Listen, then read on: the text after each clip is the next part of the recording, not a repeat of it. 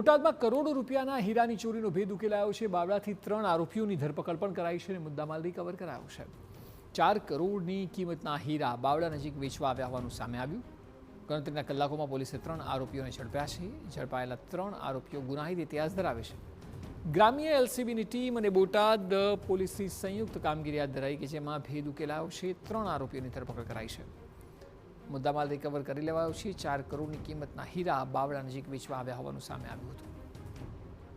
ગણતરીના કલાકોમાં પોલીસે 3 આરોપીઓને ઝડપ્યા છે।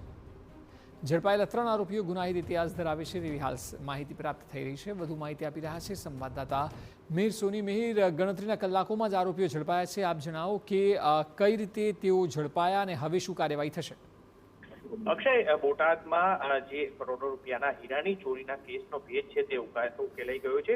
અમદાવાદ ગ્રામ્ય એલસીબીની ટીમ અને બોટાદ પોલીસની આ સંયુક્ત કામગીરી છે કે જ્યાં આગળ આરોપીઓ છે કે જે લગભગ 4 થી 5 કરોડના આ હીરા જે છે કે જે બાવળા નજીક તે લોકો વેચવા આવતા હોવાની માહિતી છે અમદાવાદ ગ્રામ્ય એલસીબીની ટીમને મળી હતી અને જેના આધારે જ ત્યાં આગળથી બાવળાથી આ 3 આરોપીની ધરપકડ કરી અને તમામ મુદ્દામાલ છે કે જે હીરાના ડાયમંડો છે તે તમામ કબજે છે તે કરવામાં આવ્યા છે। પોલીસે ગણતરીના કલાકોમાં જ આ જે ગુનાનો ભેદ છે તે ઉકેલી દીધો છે।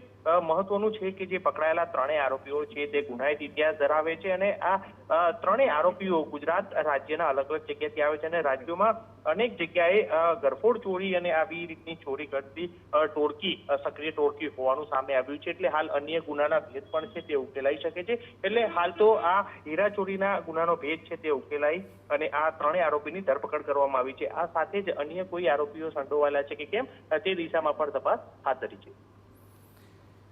જી બિલકુલ મિહિર, આભાર સમગ્ર માહિતી બદલ। તો ગણતરીના કલાકોમાં 3 આરોપીઓ ઝડપાઈ ગયા છે અને મુદ્દામાલ પણ તેમની પાસેથી કવર કરી લેવામાં આવ્યો છે।